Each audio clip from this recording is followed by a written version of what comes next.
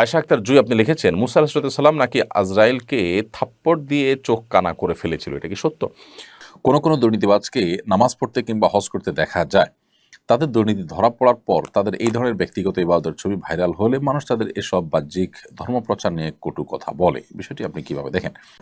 বর্তমান সমাজের প্রেক্ষাপটে চলমান সকল গুনাহের মধ্যে অন্যতম গুনাহের কাজ কোনটি হচ্ছে বলে আপনি মনে করেন এবং এ থেকে পরিত্রাণের উপায় কি? দেশে কোটা বিরোধী আন্দোলন চলছে, রাস্তা ব্লক করে আন্দোলন হচ্ছে, আবার পুলিশে হামলা করতেছে ছাত্রদের উপরে, সম্পর্কে ইসলাম কি বলে?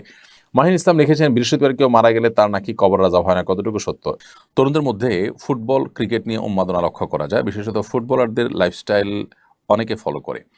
শরীরে তাদের মতো ট্যাটু আঁকা এবং হেয়ার কাট গ্রহণের প্রবণতা দেখা যায়। তাদের উপর ইসলাম কি বলে? যদি কোনো ব্যক্তি ভুলে হারাম ভক্ষণ করে থাকে এবং পরবর্তীতে বুঝতে পারে খাবারটি হালাল ছিল না, এক্ষেত্রে তার ইবাদত কবুল হওয়া নিয়ে কোনো সংশয় আছে কিনা? আব্দুল সালাম লিখেছেন, বিশ্ব ইজতেমা সম্পর্কে অনেকে বলে থাকেন এটি বিদআত, এই জাতীয় কথাটা কতটুকু যথাযথ? আয়েশা আক্তার জুই আপনি লিখেছেন, মুসা আলাইহিস সালাম নাকি আজরাইলকে থাপ্পড় দিয়ে চোখ কানা করে ফেলেছিল। এটা কি সত্য? প্রথম কথা হলো, যাকে আমরা আজরাইল বলছি তিনি মূলত মালাকুল মউত। মালাকুল মউত মানে হলো মৃত্যুদূত। তো মৃত্যুদূত তাকে আপনার মালাকুল মউত বলা হয়েছে কোরআনে কারীম এবং হাদিসে, বিধায় আমরা সেটি বলব। এটা অধিকতর উত্তম। আর ঘটনা যেটা আপনি জানতে চেয়েছেন এটি সত্য। সহিহ বুখারীতে বর্ণিত হয়েছে যে মালাকুল মউত যখন মুসা আলাইহিস সালামের জান কবজ করার জন্য এসেছেন, তিনি তাকে চড় কষে দিয়েছেন এবং তার একটা চোখ কানা হয়েছে, যদি আল্লাহ তাআলা পরে সেটা সুস্থ করে দিয়েছেন। তখন মালাকুল মউত আল্লাহর কাছে যেয়ে বললেন যে, আল্লাহ, আপনি আপনার এমন এক বান্দার রূহ কবজ করতে পাঠিয়েছেন, তিনি তো আপনার নবী, আপনার রাসূল, সাধারণ কোনো মানুষ তো না, কিন্তু তিনি মৃত্যুবরণ করতে চাচ্ছেন না। তো আল্লাহ রাব্বুল আলামিন তখন ফেরেশতাকে মালাকুল মউতকে বললেন, তুমি যাও। তিনি আ কতদিন পৃথিবীতে বেঁচে থাকতে চায়, তার হাত রাখতে বলো এর উপরে, যতগুলো চুল তার হাতের নিচে পড়বে, পশম পড়বে, আ ততগুলো পশমের জন্য ১ বছর করে তার হায়াত দেয়া হবে, এটু বলো। তো এইটুকু এসে ফেরেশতা যখন বলল যে, আপনি আ এসের পিঠের উপরে আ হাত রাখেন, যতগুলো চুল পড়বে ততগুলো বছর আপনি হায়াত পাবেন। তখন মুসা আলাইহিস সালাম বললেন যে, এরপর? বলল যে, এরপর তো মৃত্যুবরণ করতে হবে। মুসা সালাম বলছেন, তাহলে আর লাভ কি? মানে একসময় যখন মারাই লাগবে, চলেই যেতে হবে, তাহলে আর লাভ কি? একজন ঈমানদার তিনি দুনিয়াতে লম্বা সময় থেকে ভালো কাজ করে যাওয়ার চেষ্টা করবেন। তো এটা কোনো খারাপ কিছু না। এটা বরং প্রশংসনীয় বিষয়। ইবাদত করার জন্য দুনিয়াতে বেঁচে থাকার চেষ্টা করা। দুনিয়া ভোগ করার জন্য নবী বা রাসূল বা আল্লাহর কোনো প্রিয় বান্দারা থাকতে চান না মূলত। এখানে সেই ব্যাপারটা ঘটেছে। আর আ এরপর তিনি অবশ্য বলেছেন যে, না, তাহলে আর লাভ কি? তাহলে এখনই চলে যাই। তারপর তিনি স্বাভাবিকভাবে মৃত্যুবরণ করেছেন এবং দুনিয়া থেকে চলে গেছেন। এই ঘটনা সত্য এবং সহিহ বুখারীতে এটি হাদিসে এসেছে। ফাইজুল হক আপনি লিখেছেন, বাজারে কাপল জায়নামাজ পাওয়া যাচ্ছে। এ নিয়ে সোশ্যাল মিডিয়ায় আলোচনা সমালোচনা হচ্ছে ব্যাপকভাবে। বিষয়টা ইসলামের দৃষ্টিতে কেমন? কাপল জায়নামাজের একটা ছবি আমি দেখতেও পেয়েছি এবং আপনি কমেন্টেও ছবি দিয়ে দিয়েছেন ফাইজুল হক। এই ছবিটা আমি দেখেছি, বাট এটা যে কাপল জায়নামাজ এটা আমি নিজেও চিন্তা করিনি। যাই হোক, আ এখানে এই জায়নামাজে, কাপল জায়নামাজ যেটাকে আপনি বলছেন, এটাতে মৌলিকভাবে কোনো সমস্যা আমি দেখছি না। বিশেষ করে সামনে আ বিশেষ কোনো ছবি নাই, প্লেন। সালাত আদায় করলেন স্বামী-স্ত্রী পাশাপাশি দাঁড়িয়ে, কোনো অসুবিধা নেই। বাট যখন জামাতে সালাত আদায় করবেন, তখন এই কাপল জানামাজে আ এই যে ডিজাইন আছে, এই ডিজাইন মেইনটেইন করে এভাবে সালাত আদায় করতে গেলে জামাতে সালাত আদায় হবে না। জামাতে স্বামী এবং স্ত্রী, একজন ইমাম, একজন মুক্তাদি হলে স্বামী ইমামতি করবেন, স্ত্রী মুক্তাদি হবেন এবং স্বামী একামত দিয়ে ইমামতি শুরু করবেন। সেক্ষেত্রে স্বামী সামনে থাকবেন, স্ত্রী পেছনে থাকবেন, পাশে থাকবেন না। এটি একটি গুরুত্বপূর্ণ বিষয়। যার কারণে জামাতে যখন সালাত আদায় করবেন, তখন এই কাপল জানামাজ আর কাপল জানামাজ থাকবে না। তখন এটা সিঙ্গেল জানামাজ হয়ে যাবে। আর এমনিতে পাশাপাশি যার নামাজ শেষে পড়ছেন, সেটা নফল হতে পারে, তাহাজ্জুদ হতে পারে, অন্য কোনো সালাত আদায় হতে পারে। তাহলে সেক্ষেত্রে পাশাপাশি পড়তে কোনো অসুবিধা নেই। সেই হিসেবে জানামাজ আপনি পড়তে পারেন। এই জানামাজে এমন কিছু নেই যেটা আমাদের মনোযোগকে খুব বেশি নষ্ট করতে পারে। তবে এটা ঠিক যে জায়নামাজ ব্যবহার করার ক্ষেত্রে আমাদের লক্ষ্য করা উচিত যে সেখানে অনেক বেশি কারুকার্য থাকলে বা কারুকার্য বেশি হোক আর কম হোক, যেটা আমাদের মনোযোগ নষ্ট করতে পারে, এরকম কিছু থাকা উচিত নয়। তো এই ধরনের জায়নামাজ বিশেষ করে স্বামী-স্ত্রী যদি সালাত আদায় করেন, যেহেতু বিশেষ কোনো কারুকার্য নাই, শুধুমাত্র এখানে একটা লাভ চিহ্ন দেওয়া আছে, তাও সাইড দিয়ে। প্রথম এক প্রথম ১-২ দিন হয়তো তাদের এটার দিকে নজর পড়তে পারে। যদিও নজর পড়ার কথা না, এটা পায়ের দিকে। নজরের জায়গাটা ঠিকই প্লেন আছে, অবশ্য আরেকটাতে সেজদার জায়গার কাছাকাছি নজর পড়ার কথা। যদি মনোযোগ নিয়মিত নষ্ট হয় তাহলে তো এটাও উচিত হবে না। আর যদি মনে ১-২ দিন করার পর স্বাভাবিক হয়ে যায় আর ওদিকে মন না যায় তাহলে সেক্ষেত্রে অসুবিধা নেই। নবী করিম সাল্লাল্লাহু আলাইহি সাল্লামকে জানামাজ দেওয়া হয়েছিল সালাত আদায় করার জন্য, বা একটা কাপড় দেওয়া হয়েছিল সালাত আদায় করার জন্য, সেখানে কারুকার্য ছিল। তিনি সালাত শেষে সালাম ফেরানোর পর বললেন, অন্য কোনো প্লেন কাপড় নিয়ে আসো, কারণ এটার কারুকার্যগুলো আমার মনোযোগ নষ্ট করছে। এখন এখানকার যে লাভ চিহ্ন, এটা যদি মনোযোগ নষ্ট করে তাহলে সেক্ষেত্রে এটাও ব্যবহার করা জায়েজ হবে না। স্বামী স্ত্রীর মধ্যে ভালোবাসা ইসলাম চায়, অনেক সম্প্রীতি, অনেক ভালোবাসা, এটা তাদের তাকওয়াকে মজবুত করে, স্ট্রং করে। কিন্তু তাই বলে নামাজে দাঁড়িয়েও ভালোবাসাবাসি করতে হবে, এত তো ভালোবাসার টান পড়েনি মুসলমানের, ইমানদারের। অতএব এইটা পাশাপাশি দাঁড়িয়ে নামাজ পড়লেন, ভালোবাসা প্রকাশ করলেন, কিন্তু এই লাভ চিহ্ন দেওয়ার কারণে বিশেষ করে একটা জানামাজ হয়তো পায়ের দিকে আছে, সমস্যা নেই, আরেকটা জানামাজ সিজদার দিকে আছে, সেখানে বারবার তার মনে পড়তে পারে, এমনকি পায়ের দিকে যেটা আছে এটাতেও নজর পড়তে পারে রুকুতে গেলে। যদি মনোযোগ নষ্টকারী হয় তাহলে সেক্ষেত্রে ব্যবহার করা উচিত হবে না, অ্যাভয়েড করাটাই উত্তম আমি মনে করছি। বাট এখানে বেশি কারুকার্য নেই পুরো জানামাজের মধ্যে, সেটা একটা ভালো দিক। কিন্তু এই চিহ্নটা যদি কারো মনোযোগ নষ্ট না করে তাহলে সেক্ষেত্রে তার জন্য এটা জায়েজ আছে। সাদি আফরিন সামি আপনি লিখেছেন, মায়ের দ্বিতীয় সংসারে আত্মীয়রা কি নিকটাত্মীয়? তাদের সাথে সম্পর্ক না থাকলে কি আত্মীয়তার সম্পর্ক ছিন্নকারী হিসেবে গণ্য হব? দেখুন, মায়ের দ্বিতীয় সংসারের আত্মীয় বলতে আপনি কাদেরকে বোঝাচ্ছেন? যদি মনে করেন যে মায়ের দ্বিতীয় সংসারে যিনি স্বামী হয়েছেন মায়ের, তার কথা, তো সেক্ষেত্রে মায়ের দিক বিবেচনায় তাকে আপনি বাবার মর্যাদা দেওয়ার চেষ্টা করবেন, কিন্তু আপনার জন্মদাতা বাবার মতোই তার সাথে সদাচরণ করতে হবে বা দায়িত্ব পালন করতে হবে, এটা সেরকম না। একইভাবে আপনার মায়ের দ্বিতীয় সংসারে যে ছেলে মেয়ে হয়েছে তারা আপনার যে ভাই বোন হুবহু এই তাদের মতোই তাদের সাথে আচরণ করতে হবে, এটাও জরুরি না। তবে হ্যাঁ, তারাও এক ধরনের ভাই, সেই হিসাবে তাদের সাথে মায়ের ব্লাড তাদের শরীরে আছে, আপনাদের শরীরেও আছে, এই একটা বন্ধনের কারণে ভাই সুলভ আচরণ তাদের সাথে করা দরকার। কিন্তু সেটা আপন ভাইয়ের মতো, আপন বোনের মতোই যে করতে হবে, তাদের ভরণ পোষণের দায়িত্ব নিতে হবে, ব্যাপারটা সেই পর্যায়ে না। মারুফ হোসাইন আপনি লিখেছেন, একটি মাহফিলের প্রধান আকর্ষণ এমন একজন পোস্টারে যার নামের সঙ্গে লেখা সাবেক আম্মা হুজুর, মহিলা থেকে পুরুষ হয়েছেন, আল্লাহ পাকের কুদরতে ৩ সন্তানের জননী, পুরুষ হওয়ার পর 2 সন্তানের পিতা। এই ধরনের মাহফিল সম্পর্কে আপনার মন্তব্য কাম্য? মহিলা থেকে পুরুষ হওয়া বাস্তবসম্মত কিনা? দেখুন, শয়তানের একটা মিশন অত্যন্ত পরিষ্কারভাবে কোরআনে কারিমে আল্লাহ রাব্বুল আলামিন উল্লেখ করেছেন। সেটা হলো শয়তানের কিছু চ্যালেঞ্জ ছিল। যেহেতু মানব জাতির কারণে, আদম আলাইহিস সালামের কারণে, আদম আলাইহিস সালামের প্রতি সম্মান প্রদর্শন স্বরূপ সেজদা করতে অস্বীকৃতি জানানোর কারণে তাকে জান্নাত থেকে বিতাড়িত হতে হয়েছে, আল্লাহর রহমত থেকে দূরে সরতে হয়েছে। এজন্য সে আদম সন্তানদের পথভ্রষ্ট করার মিশন নিয়ে নেমেছে, এবং তারই অংশ হিসাবে সে যে চ্যালেঞ্জগুলো করেছে তার একটি হলো ফালা ইউগাইয়িরান্না খালকাল্লাহ, সে আল্লাহর সৃষ্টিকে পরিবর্তন করে ছাড়বে। নারী পুরুষ, পুরুষ নারীতে এই জেন্ডারগত যে আপনার অস্থিরতা, এটা তৈরি করা তারই অংশ বলে আমরা মনে করি, এবং অনেক ওলামা ইকরাম এই ব্যাখ্যা করেছেন। তো পুরুষ নারী হওয়া, নারী পুরুষ হওয়ার যে প্রসেস এবং যে আপনার কালচার আজকে ডেভেলপ করা হচ্ছে গোটা বিশ্বব্যাপী, এটা সন্দেহাতীতভাবে শয়তানি ষড়যন্ত্রের অংশ, এবং এটা মানব সভ্যতাকে হুমকির মধ্যে ফেলবে, এবং দুনিয়া তার পরিণতির দিকে যাচ্ছে। এরকম অনেক কিছুই হবে, আরও অবাক করা বিষয় হবে, যেটার জন্য হয়তো আমরা অনেকে প্রস্তুত নই। প্রশ্ন হলো যে ওয়াজ মাহফিলের বক্তা আলোচনা করছেন, তিনি এরকম হয়েছেন, তো সেটি কিভাবে? উত্তর হলো যে এটি অজ্ঞতার কারণে, সেটি মূর্খতার কারণে। এটি ঠিক যে কিছু মানুষ পুরুষ হয়েও তাদের শরীরে আকর্ষণ পুরুষের প্রতি হচ্ছে, নারীর প্রতি নয়। কিছু মানুষ নারী হয়ে তাদের আকর্ষণ নারীর প্রতি হচ্ছে, পুরুষের প্রতি নয়। এটা মানসিক সমস্যা, সাইকোলজিস্ট এবং সাইকিয়াট্রিস্ট তাদের দেখানো দরকার, এবং এছাড়াও আরও উন্নত চিকিৎসা রয়েছে, সে চিকিৎসা তাদের নেওয়া উচিত। চিকিৎসা নেওয়ার মাধ্যমে এটি সম্পূর্ণ রিকভার হওয়া সম্ভব এবং ভালো হওয়া সম্ভব।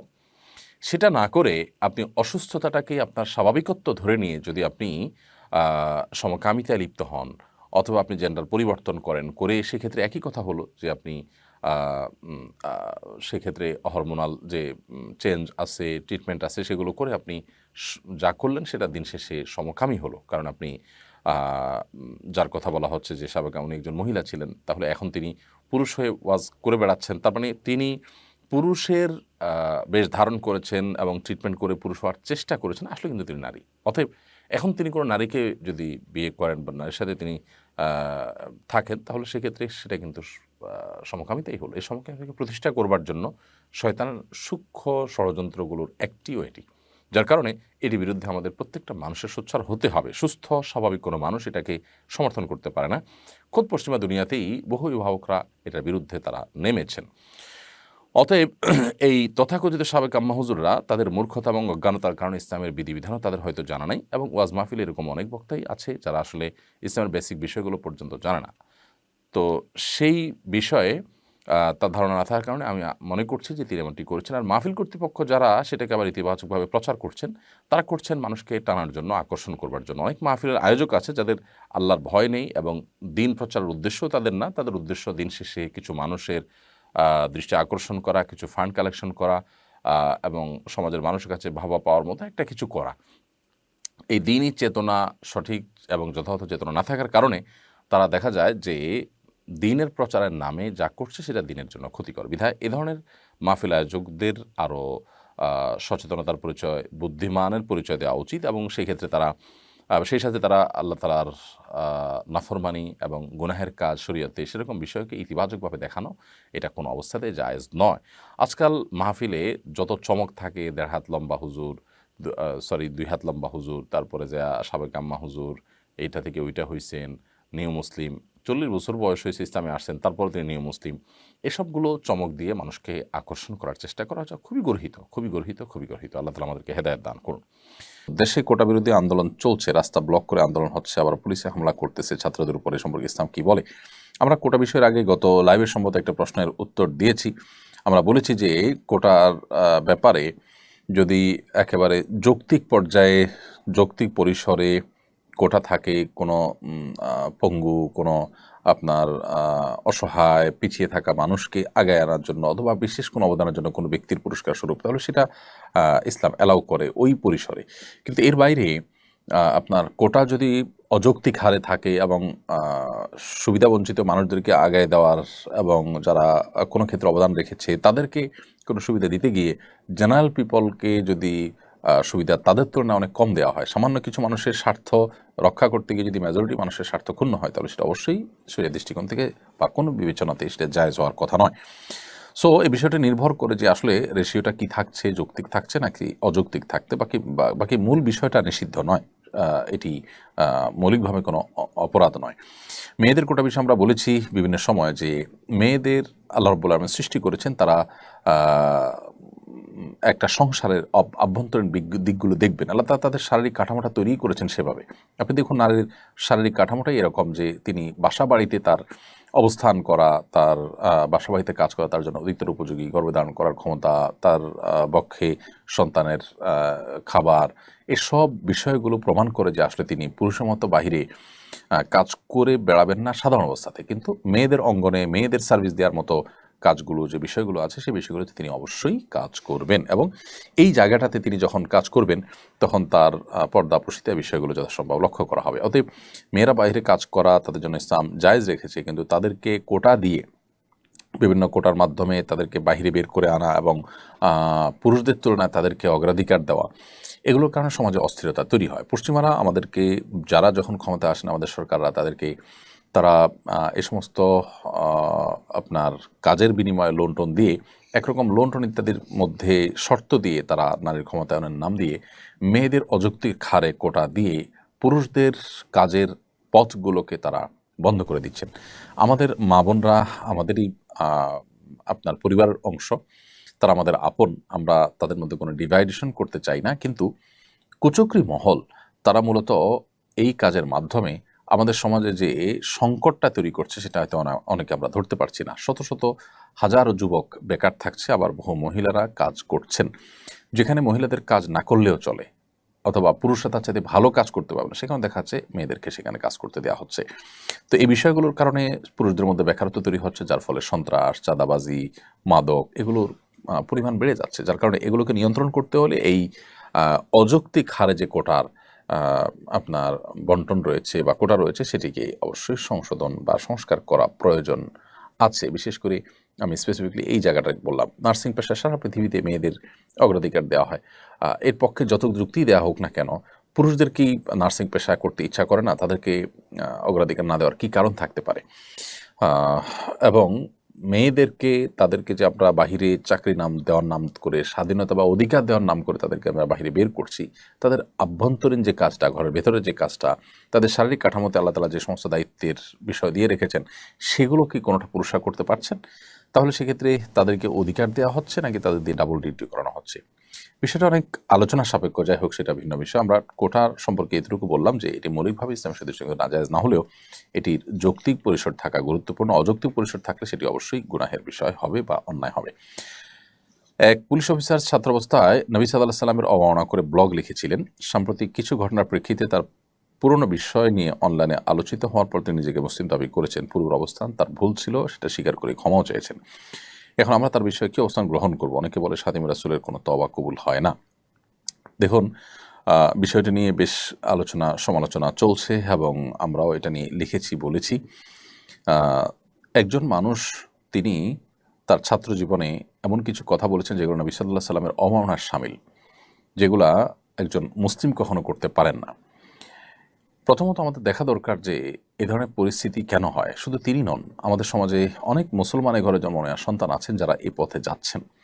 এর অন্যতম প্রধান কারণ হলো আমাদের শিক্ষা কারিকুলামে, আমাদের সিলেবাসে, পাঠ্যপুস্তকে এমনভাবে ইসলাম বিদ্বেষ বা ইসলামের প্রতি সন্দেহ, সংশয় নানাভাবে ঢুকিয়ে দেওয়া হয়েছে। বিশেষ করে বিদেশি এনজিওগুলো সরকারের এই বিষয়ে দায়িত্বশীল লোকদেরকে ভুলভাল বুঝিয়ে তাদের এজেন্ডাগুলো নানা সময় তারা পুশ করেছে। এগুলোর ফলশ্রুতিতে আমাদের জেনারেল শিক্ষার্থীদের একটা বড় অংশ কিন্তু তারা বিপদগামিতার পথে চলে গেছে। তো এই বাস্তবতার কারণে শুধু এই পুলিশ অফিসারই নয়, আরও অনেকেই এ ধরনের পথে পা বাড়িয়েছেন। তো তাদেরকে প্রপার ইসলামী শিক্ষা দেওয়া যায়নি, অথবা তাদেরকে শিক্ষা কারিকুলামে যে ইসলামোফোবিয়া বা ইসলাম বিদ্বেষ নানাভাবে যে ঢুকিয়ে দেওয়া হয়েছে, এটা থেকে তাদেরকে রক্ষা করা যায়নি, যার কারণে তারা হয়তো এই পথে চলে গেছেন। এরপর যদি কারোর বোধোদয় হয় এবং তিনি যদি তার ভুল বুঝতে পারেন এবং ভুল স্বীকার করেন এবং ক্ষমা চান, তওবা করেন, তাহলে সেক্ষেত্রে আমরা তার সেই ভুল স্বীকার করাটাকে অবশ্যই অ্যাপ্রিসিয়েট করব এবং অ্যাপ্রিসিয়েট করা উচিত। বিশেষ করে তিনি যখন প্রকাশ্যে এরকম ক্ষমা চাইবেন এবং নিজের পূর্বের অবস্থান ভুল ছিল এটা তিনি স্বীকার করবেন, তাহলে সেক্ষেত্রে আর তাকে নিয়ে আমাদের বাড়াবাড়ি করা এটা উচিত হবে না। বিশেষ করে একজন মানুষ যখন সুন্দর এবং সত্যের পথে তিনি আসতে চাইবেন, তখন তাকে যতটুকু সম্ভব আমাদের চেষ্টা করা উচিত সাধুবাদ জানানো, আসার পথটা সুগম রাখা। আর খাতিম রাসূলের ব্যাপারে অনেক উলামা ইকরামই বলেছেন যে তওবা তিনি যদি করেন, আল্লাহ সুবহানাহু ওয়া তাআলার কাছে যে তওবা কবুল হবে এটা নিয়ে কোনো দ্বিমত কারণে সারা বিশ্বের সব উলামা ইকরামের এজমা রয়েছে যে আল্লাহ সুবহানাহু ওয়া তাআলার কাছে কবুল হবে। আর এর বাইরে এই তওবাটা মানুষের কাছে কবুল হবে কিনা, আমাদের দুনিয়ার বিচারে কবুল হবে কিনা, খাতিম রাসূলের যে শাস্তি সেটা থেকে তিনি শরিয়ার যে শাস্তি রয়েছে শরিয়ার বিচার ব্যবস্থাতে, সেটা তার উপরে শরিয়ার বিধান অনুযায়ী কার্যকর হবে কিনা, এই বিষয়ে ওলামাদের মধ্যে ইখতিলাফ রয়েছে। ইমাম আবু রহমতুল্লাহের মত এবং ইমাম আবু রহমতুল্লাহের মাযহাবের আপনার মুফতাবিহি মত, যেটি ইমাম আবু রহমতুল্লাহের দুই ছাত্র আবু ইউসুফ মুহাম্মদ রহমতুল্লাহের মত এবং শাফি রহমতুল্লাহের প্রসিদ্ধ মত এবং আহমদ মালিক রহমতুল্লাহের একটা মত হলো যে তার তওবা কবুল হবে, যদি এর বিপরীতেও অনেক ইমামদের মত রয়েছে। তো যেহেতু হানাফি মাযহাব এবং শাফিঈ মাযহাব প্রসিদ্ধ মাযহাব অনুযায়ী মত অনুযায়ী আপনার তার তওবা কবুল হবে। সো এরকম ব্যক্তি যদি তওবা করেন, তার তওবা আল্লাহ সুবহানাহু ওয়া তাআলার কাছে কবুল হবেই, যদি তিনি খালেস অন্তরে তওবা করে থাকেন, আর মানুষের কাছে সে তওবা কবুল হবে এবং আমরা তার তওবাকে আপনার অ্যাপ্রিসিয়েট করব, বিশেষ করে তাকে ভালো পথে আসার পথটাকে সুগম করে দেব ইনশাআল্লাহ বিদিল্লাহ। বাকি অন্তরে যদি কারোর ভিন্ন কিছু থাকে, তিনি আল্লাহর কাছে জবাবদিহি করবেন। প্রকাশ্যে ভুল স্বীকার করে ক্ষমা চাওয়ার পর একজন মানুষ নিজের ইসলাম চর্চার ব্যাপারে তিনি অগ্রসর হওয়ার পর ছাত্র জীবনে অনেক আগে তিনি যে ভুল করেছেন সেই বিষয়ে আল্লাহ তাআলা তাকে ক্ষমা করুন, আমরা সেই দোয়া তার জন্য করবো এবং তাকে হেদায়েতের দোয়া তার জন্য আমরা করবো ইনশাআল্লাহ তাআলা। তরুণদের মধ্যে ফুটবল, ক্রিকেট নিয়ে উন্মাদনা লক্ষ্য করা যায়। বিশেষত ফুটবলারদের লাইফস্টাইল অনেকে ফলো করে। শরীরে তাদের মতো ট্যাটু আঁকা এবং হেয়ার কাট গ্রহণের প্রবণতা দেখা যায়। তাদের উপর ইসলাম কি বলে? দেখুন, একজন মুসলমানের আইডল হবেন প্রিয় নবী সাল্লাল্লাহু আলাইহি ওয়াসাল্লাম। প্রিয় নবী সাল্লাল্লাহু আলাইহি ওয়াসাল্লাম এবং সাহাবায়ে কেরাম, খোলাফায়ে রাশেদা, তারা হবেন মুসলমানের আইডল, মুসলমানের আদর্শ। এর বাইরে মুসলমানদের কোনো আইডল বা কোনো আদর্শ আসলে অমুসলিমদের মধ্যে থাকতে পারে না। আদর্শিক দেউলিয়াপনার কারণে আমাদের মুসলমানদের মধ্যে একটা শ্রেণী মানুষদেরকে দেখা যায় যে তারা বিভিন্ন ক্রিকেটার, বিভিন্ন ফুটবলার, বিভিন্ন তথাকথিত তারকাদের তারা ভক্ত অনুরক্ত হয় এবং তাদের বিভিন্ন বিষয়ের তারা অনুকরণ করে। একজন মুসলমান হিসাবে এটি আমাদের জন্য কোনো অবস্থাতে জায়েজ নয়। একজন তরুণ হিসাবে আমি আমার প্রিয় নবী সাল্লাল্লাহু আলাইহি সাল্লামকে, সাহাবীদেরকে, খোলাফা রাশিদদেরকে আমি জানার চেষ্টা করি এবং জানতে পারি, তাহলে সেক্ষেত্রে এই খেলোয়াড়রা কখনো আমাদের আইডল হতে পারে না। তো এই উন্মাদনার কারণে তাদের লাইফস্টাইল ফলো করা এটি আমাদের ইমানের দুর্বলতার কারণে হয়ে থাকে। আপনি যদি প্রিয় নবী সাল্লাল্লাহু আলাইহি সাল্লাম, সাহাবা একরামের বীরত্ব গাথা জানেন, আপনি যদি তাদের আত্মত্যাগ জানেন, আপনি যদি তাদের মানবিক গুণাবলীর কথা জানেন, আপনি যদি তাদের জীবনের যে উন্নত দিকগুলো আছে সেগুলো যদি আপনি জানেন, তাহলে সেক্ষেত্রে আপনি কখনো কোনো ফাসেক, কোনো কাফের, কোনো আল্লাহ দ্রোহী, কোনো জাহান্নামের পথযাত্রী কোনো মানুষের আপনি অন্ধ অনুকরণ বা অনুসরণ করতে পারেন না, বা তার ভক্ত আপনি অন্তত হতে পারেন না। তো নবী করিম সাল্লাল্লাহু আলাইহি সাল্লাম বলেছেন, মান তাশাব্বাহা বিকওমিন ফাহুয়া মিনহুম, যে ব্যক্তি কারোর সাদৃশ্য গ্রহণ করবে, কোনো সম্প্রদায়ের, কোনো দলের মানুষের সাদৃশ্য গ্রহণ করবে, সে তাদের অন্তর্ভুক্ত হবে। সো আপনি যদি আপনার আচার আচরণে, আপনার চলনে বলনে, আপনার পোশাক আশাকে এবং আপনার হেয়ার কাটিং ইত্যাদিতে এই সমস্ত ফাসেক ফাজেরদের অনুসরণ করেন, তাহলে সেক্ষেত্রে আপনি তাদের অন্তর্ভুক্ত হবেন। কিয়ামতের ময়দানে তাদের অবস্থান কি থাকবে, তারা আল্লাহর প্রতি অবিশ্বাসী হওয়ার কারণ, সেটা বলাই বাহুল্য। তো এগুলো হলো আমাদের চিন্তাগত এবং আদর্শিক দেউলিয়াপনার কারণে হয়ে থাকে। আল্লাহ তাআলা আমাদেরকে হেদায়েত দান করুন। আর ট্যাটু আঁকা এমনিতেই তো নাজায়েজ এবং গুনাহের কথা, তাদের অনুসরণ করার কারণে সেটি ডাবল গুনাহের বিষয়ে পরিণত হবে। আব্দুস সালাম লিখেছেন, বিশ্ব ইজতেমা সম্পর্কে অনেকে বলে থাকেন এটি বিদআত। এই জাতীয় কথাটা কতটুকু যথাযথ? বিশ্ব ইজতেমা বিদআত হতে যাবে কেন ভাই? ইজতেমা মানে সমাবেশ, সম্মিলন। বিশ্ব ইজতেমা মানে হলো বৈশ্বিক সম্মেলন, যে সম্মেলন পৃথিবীর বিভিন্ন দেশে মানুষ একত্র হয়, বা একটা সংগঠনের, একটা জামাতের, একটা ইসলামিক কোনো একটা অ্যাক্টিভিটিসের আপনার বৈশ্বিক পর্যায়ের যদি সম্মেলন হয়, সেটা বিশ্ব ইজতেমা। তো এটা তো কোনো নাজায়েজ কিছু না। আপনি যদি বলেন যে বিশ্ব ইজতেমায় পার্টিকুলার অমুক জিনিসটা আছে, এটা বেদাত, তাহলে সেটা নিয়ে বলতে পারেন। সেখানে কোরআন হাদিসের কথা, ইসলামের কথা, মানুষকে মোটিভেশনাল বক্তব্য দিয়ে দিনের পথে আনার যে চেষ্টা, সেটাতে বেদাত হওয়ার কোনো কারণ নেই। যদি বলেন যে বছরে একবারের কম 3 দিনের ইজতেমা করতে হবে, কোরআন হাদিসে কোথায় আছে, তো এটা তো বেদাত না। বেদাতের সংজ্ঞা সম্পর্কে আমাদের জানা হয়নি তাহলে, যদি কেউ বলে থাকেন এরকম। তাহলে কারণ হলো দ্বীনের ইলম অর্জন করার জন্য, দাওয়াতের জন্য কোনো একটা ফরম্যাট যদি কেউ বের করেন, সেই ফরম্যাটটা হলো জাস্ট দাওয়াত দেওয়ার একটা উপায়, একটা পন্থা। যেমন আমি কোরআন পাঠ করার জন্য কাগজের কোরআন ছাপিয়ে নিয়েছি, এটা একটা পন্থা মাত্র। এটা কিন্তু এবাদতের মধ্যে কোনো বৃদ্ধি না, জাস্ট এবাদত করতে সহায়ক হয় সেরকম কিছু আমি করলাম। আমরা যে রেহাল ব্যবহার করি, কোরআন হাদিসে কি আছে? নাই। আমরা যে আলেম হওয়ার জন্য 10 বছর 12 বছরের কোর্সের কথা বলি, কোরআন হাদিসে কি এইভাবে কোনো বছর ভিত্তিক কোর্সের কথা বলা আছে? নাই। তার মানে কি এগুলো সব বেদাত? বেদাত না। বেদাত হবে যখন ইবাদতের পদ্ধতির মধ্যে, ইবাদতের প্রক্রিয়ার মধ্যে, পরিমাণের মধ্যে আমরা কোনো প্রকার সংযোজন বিয়োজন করবো, তখন। বিধায় বিশ্ব ইজতেমা এরকম আরও দিনই বিভিন্ন প্রোগ্রাম আছে। আমরা অনেকে এই যে সাপ্তাহিক আমরা লাইভ অনুষ্ঠান করি, তাহলে কি এটাকে বেদাত বলবেন? কোনো আলেম তো এটাকে বেদাত বলেন না। বিধায় এটা বেদাতের সংজ্ঞা না বোঝার কারণে অনেকে বলে থাকেন। মোহাম্মদ মাহদি হাসান আকন্দ লিখেছেন, বুফে খাওয়ার হুকুম কি জানিয়ে বাজিত করবেন আশা করছি। মৌলিকভাবে এটা হারাম কিছু না, যে একটা বুফে খাবার আছে, সেখানে কি পরিমাণ খাওয়া হবে সেটা অবশ্য অজানা থাকে। আপনার মানুষ কি পরিমাণ খাবার খাবে সেটা কেউ জানে না। 2000, 2500, 3000 টাকা পেট চুক্তিতে যত আইটেম আছে সবগুলো খেয়ে থাকে মানুষ। তো যেহেতু কতটুকু খাবে সে এটা অজানা, সাধারণত অজানা থাকলে বিক্রিত কোনো পণ্য অথবা মূল্য অজানা থাকলে সেটা সেই দৃষ্টিকোণ থেকে বৈধ কোনো চুক্তি হয় না। কিন্তু পরবর্তীতে এই অজানা থাকার কারণে মতপার্থক্যের যে পথ, সেটা যদি রুদ্ধ হয়ে যায়, অর্থাৎ বিষয় যদি ফিক্সড হয়ে যায়, যেমন রিক্সা ভাড়া আপনি ঠিক করা ছাড়া উঠলেন, কিন্তু যেখানে গেছেন সেখানে 20 টাকা ভাড়া দিয়েছেন এবং রিক্সাওয়ালাও মেনে নিয়েছে, এরকম যদি হয়, তাহলে সেক্ষেত্রে অজানা হওয়ার কারণে আপনাদের এই চুক্তিটা ঠিক ছিল না, বাট দুজন মেনে নেওয়ার ফলে বা কোনো প্রকার আপত্তি না থাকার কারণে সেটা কিন্তু বৈধ হয়ে যায়, বা সেটা আর অসুবিধা থাকে না। তো বুফে খাওয়াটা প্রথমত এখানে কি পরিমাণ খাবে না খাবে এটা আপনার অজানা থাকে, কিন্তু এটা নিয়ে যেহেতু দুই কথা হয় না, এবং যতটুকু খেতে পারে মালিকপক্ষ সেটা মেনে নেয়, আর যিনি খাচ্ছেন তিনি কম খেতে পারলেও তার টাকা ফেরতের কোনো আবদার থাকে না ইত্যাদি, এই সমস্ত কারণে এটা বৈধ মৌলিকভাবে। তবে এখানে খেতে গিয়ে যদি খাবারের অপচয় কেউ করে সেটা হারাম, সেটা গুনাহ। সেটার সাথে অবশ্য শুধু বুফের সম্পর্কই আছে তা নয়, বরং আপনার বুফের বাইরেও যদি কেউ খেতে গিয়ে খানা নষ্ট করে সেটা হারাম হবে। তবে বুফের সচরাচর অনেক বেশি খাবার নষ্ট করা হয়। তাছাড়া ঈমানদারের যে চেতনা, ঈমানদারের যে বিশ্বাসের জায়গা, দুনিয়াতে আমরা এসেছি এটা আমাদের ভোগের জায়গা না। এখানে আমরা ভোগ করতে পারি, কিন্তু ভোগ করাটা জীবনের মূল উদ্দেশ্য না এবং খেয়ে পরে বেঁচে থাকা উদ্দেশ্য। সেখানে বুফে যদি আমরা খাই শখ করে, হারাম হবে না।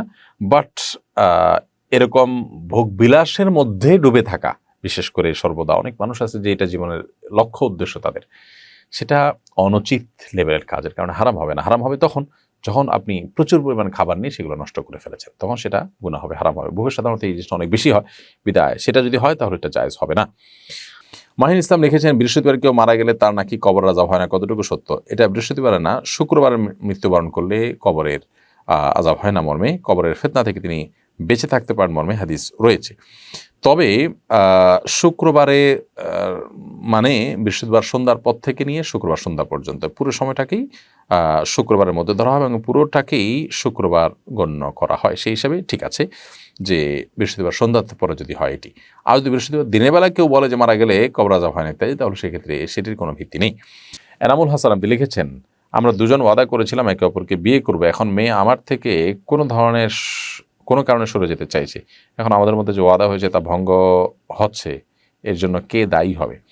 প্রথম কথা হলো, বিয়ে করার যদি পরিকল্পনা করে না কেউ অন্যকে এবং ভালো লাগে দিনই কারণে অন্তত, তাহলে সেক্ষেত্রে অভিভাবকদের মধ্যে বিয়ের ব্যবস্থা করা উচিত। কিন্তু কোনো কারণে যদি সেরকম সুযোগ না হয়, বরং এটা হারাম সম্পর্ক, রিলেশন তৈরি হওয়ার একটা মাধ্যম হয়, তো ঠিক আছে বিয়ে করবো, আমরা তো চূড়ান্তই করলাম, তাহলে যেহেতু আমরা ওয়াদা করেছি তাহলে এখন আপাতত হাই হ্যালো চলতে থাকুক, তাহলে এই হারামের পথ থাকলে সেই জায়গা থেকে বরং সরে আসা কর্তব্য। এখন মেয়ে যদি দিনই কারণে সরে যায় যে এখানে হারাম সম্পর্ক হচ্ছে, বিয়ে এই মুহূর্তে হওয়াটা সুদূর পরা হতো, কবে হবে জানি না, তাহলে আমরা এখন শুধু টাইম পাস করছি, সময় নষ্ট করছি, এরকম যদি হয় তাহলে সেক্ষেত্রে দূরে সরে যাওয়া আল্লাহর জন্য এবং হারাম সম্পর্ক থেকে বাঁচার জন্য হয়ে গেলে সেটা বরং প্রশংসনীয়। এ ওয়াদাভঙ্গ অন্যায় না। যে ওয়াদা অন্যায় কাজে মানুষকে প্ররোচিত করে সে ওয়াদা ভঙ্গ করা বরং কর্তব্য। আর যদি এই লেভেলের সমস্যা না হয়, বরং অন্য কোনো সুযোগ সুবিধার জন্য তিনি গেছেন, তাহলে সেক্ষেত্রে এই জাতীয় ওয়াদা রক্ষা করার যদি সুযোগ থাকে এবং দিনই কোনো কারণ ছাড়া যদি ওয়াদা ভঙ্গ করা হয়, তাহলে সেক্ষেত্রে সেটা অবশ্যই প্রশংসনীয় হবে না, যার কারণ হবে তিনি মন্দ কাজ করছেন এবং অভিভাবকদের মাধ্যমে বিবাহের আয়োজন করা উচিত। তবে কোনো প্রকার বিবাহ বহির্ভূত হাই হ্যালো যোগাযোগ, আড্ডা, সময় কাটানো, এরকম হারাম কোনো সম্পর্ক করা ছাড়া, যদি সেরকম সম্পর্ক হয় তাহলে বরং এটা ভেঙে করাটাই উত্তম। আরিফুর রহমান লিখেছেন, জিনের অস্তিত্ব সম্পর্কে জানতে চাই। জিনের অস্তিত্ব আছে, এটাকে অস্বীকার করলে ঈমান থাকবে না। সূরা জিন কোরআনে কারিমে আল্লাহ তাআলা এই নামে একটা সূরাই নাজিল করেছেন। জিনদের সাথে নবী সাল্লাল্লাহু আলাইহি ওয়াসাল্লামের সাক্ষাৎ হয়েছে, তারা ঈমান এনেছে, পরিষ্কার বক্তব্য রয়েছে এবং আরও বিভিন্ন আয়াতে জিন মানুষের উপরে সাওয়ার সে বিষয়ে বলেছেন। অতএব এটাকে অস্বীকার করলে ঈমান থাকবে না। বিজ্ঞান আজকাল এখনও পর্যন্ত জিনের অস্তিত্বকে স্বীকার করে না, অথচ জিনের উপদ্রব আছে এরকম জায়গায় যদি কেউ যাওয়ার সুযোগ পান, তার কাছে দিনের আলোমতো পরিষ্কার চাক্ষুষ তিনি দেখতে পারেন দিনের কার্যক্রম, অ্যাক্টিভিটিস, কর্মকাণ্ড। বিধায় এটা কোরআন একটা অলৌকিকত্ব, যে কোরআন যেটিকে সত্য বলেছে বিজ্ঞান এখন সেটাকে আবিষ্কার করতে পারেনি, সেটা আমরা আমাদের দৈনন্দিন জীবনে প্রায় সেটার প্রত্যক্ষ দর্শী হতে পারি, সেটার উপস্থিতি আমরা টের পাই। তো এতে আমাদের ঈমান আরও বৃদ্ধি হওয়ার কথা। বিজ্ঞান সব কিছু, বিজ্ঞান তো একটা ধারণার নাম, বিজ্ঞান তো কোনো চূড়ান্ত কিছু না। বিজ্ঞানের যে ধারণা, বিজ্ঞানের যে তথ্য, সেটা পরিবর্তন হতে থাকে, গবেষণা চলতে থাকে। অনেক কিছু বিজ্ঞান একসময় স্বীকার করে, এখন স্বীকার করছে, আবার অনেক কিছু সামনে স্বীকার করবে। তো বিজ্ঞান দিয়ে তো আর কোরআন হাদিস সাব্যস্ত হবে না, সঠিক সাব্যস্ত হবে না, কারণ ধারণা দিয়ে তো নিশ্চিত বিষয়কে মূল্যায়ন করা যায় না। ফারিহা আপনি লিখেছেন, সম্প্রতি একটি নামকরা বিউটি পার্লারে হিডেন ক্যামেরা ধরা পড়েছে। এতে অনেক নারীর পোশাক পরিবর্তন দৃশ্য ধারণ করা হয়েছে।